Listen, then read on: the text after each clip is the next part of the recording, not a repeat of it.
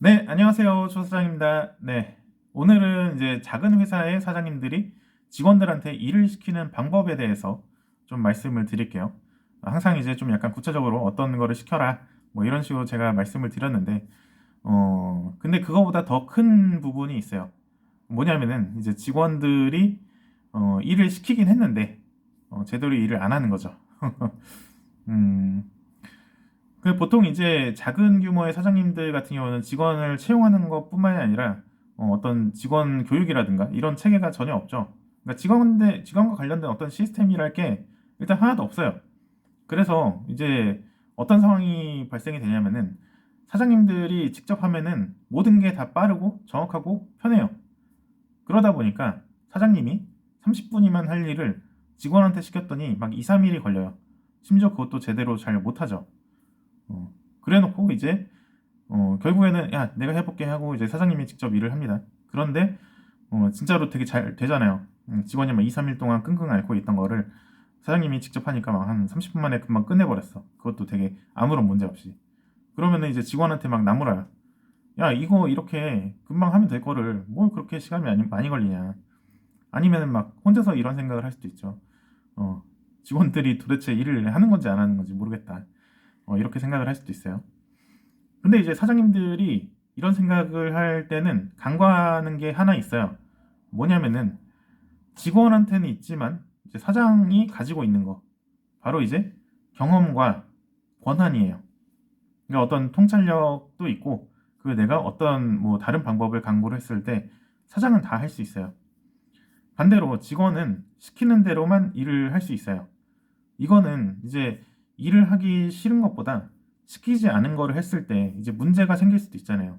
그 문제를 이제 직원은 책임을 질 수가 없으니까 이제 대표님이, 그러니까 사장님이 시키는 대로 일을 할 수밖에 없는 거죠. 그래서 이제 실제로 직원들한테 너 이렇게 왜 이렇게 했어? 라고 하면은 대부분 다 이렇게 얘기하죠. 뭐 시키는 대로 했어요. 이런 식으로 얘기하죠. 물론 이제 사장님이 원했던 방식에 시키는 거는 그게 아니었을 거예요. 근데 어쨌든 시키지 않은 거는 건들지도 않고 또 이제 시키는 거는 엉뚱하게 하고 뭐 그렇게 하는데 그런 상황에서도 사장님은 화를 내시면은 안 됩니다. 뭐냐면은 직원을 쓰려면은 그런 것들을 극복을 하셔야 돼요. 어쩔 수 없어요.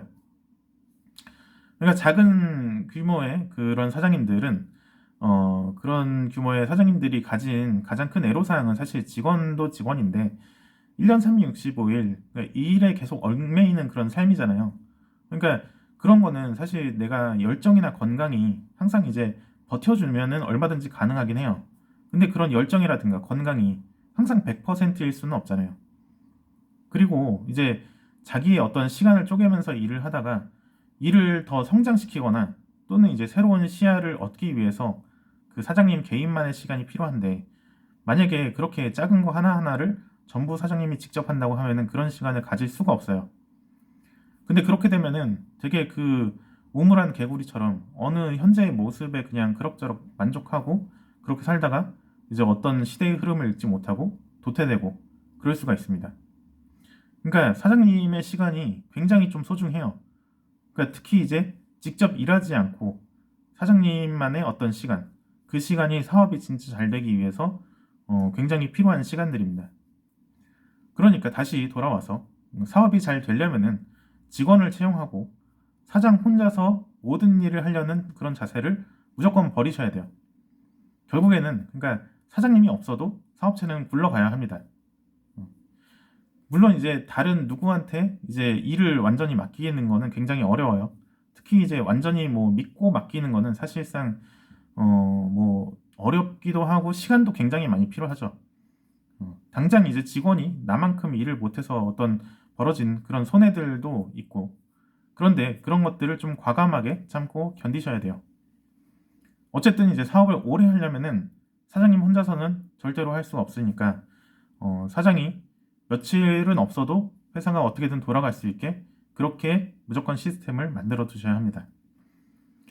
참고로 어떤 경우에는 너무 많은 업무를 직원들한테 맡기면은 이제 사장님이 자기만 알고 있던 어떤 노하우나 일이 막 그냥 직원한테 넘어가기 때문에 어쩔 수 없이 나는 혼자서 해야 된다. 이렇게 생각을 하시는 분들도 있어요.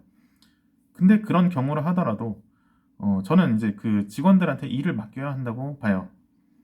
왜냐면은 어떤 사업이란 게 그런 대표님만 알고 있다고 생각하는 그런 노하우만 있다고 할 수 있는 게 절대로 아니거든요. 물론 이제 많은 직원들이 이제 퇴사를 하고 이제 창업을 하죠. 내가 이 회사에서 이렇게 돈을 벌어다 줄 정도면은 내가 그냥 사업을 해도 되겠다. 이렇게 생각하고 창업을 하는데 아마 사장님도 그렇게 시작을 했을 수도 있겠죠. 근데 막상 해보면은 그게 아니잖아요. 그렇죠? 굉장히 어렵잖아요. 그 사장님이 아마 더 잘 아실 거예요. 음. 누군가한테 내 노하우랑 어떤 뭐 방법이랑 뭐 이런 것들을 다 알려준다 하더라도 사장이 진짜 될 수 있는 사람은 따로 있어요. 그리고 그런 사람들이 사장이 된다고 하더라도 지금 사장님께서 하고 있는 그런 방식으로 하는 그런 사업을 절대로 똑같이 하거나 또는 이제 더 잘하거나 처음부터 그런 일은 거의 없습니다. 그래서 제가 이제 감히 그 장담하건대 진짜 사장보다 일 잘하는 직원은 어, 굉장히 많아요. 그러니까 일만 놓고 보면은 일 잘하는 직원들은 사장님들보다 직원들이 훨씬 더 많다. 그런 사람들이.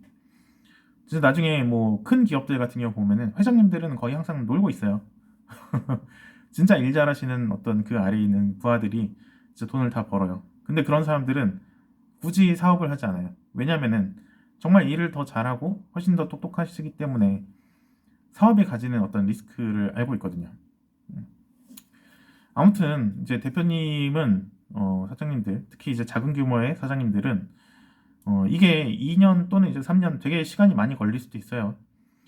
그 직원을 뽑고 사장님이 없어도 회사가 이제 어떻게 잘 굴러가는 그런 상황이 오기까지 굉장히 시간이 많이 걸릴 수도 있는데 어쨌든 이거를 극복을 하셔야 됩니다. 이거를 버티지 못하면은 사장님들은 크게 성장하기가 굉장히 어려워요. 뭐 성장을 떠나서 사장님들도 숨쉴 틈이 있어야 되잖아요. 그죠? 음. 그래서 이제 만약에 내가 뭐 쉽게 하는 일이라고 하더라도 사장님께서 만약 직접 하면 되게 금방 끝나는 일을 하더라도 직원이 해야 될 일이다라고 생각이 들면은 직원들을 믿고 일을 시키시기를 바라겠습니다. 예. 사장님들 오늘 고민이 좀 약간 도움이 되셨나요? 네, 오늘 영상 여기까지 하도록 하겠습니다. 작은 사장님들을 위한 조사장 오늘 영상 여기까지 하겠습니다. 감사합니다.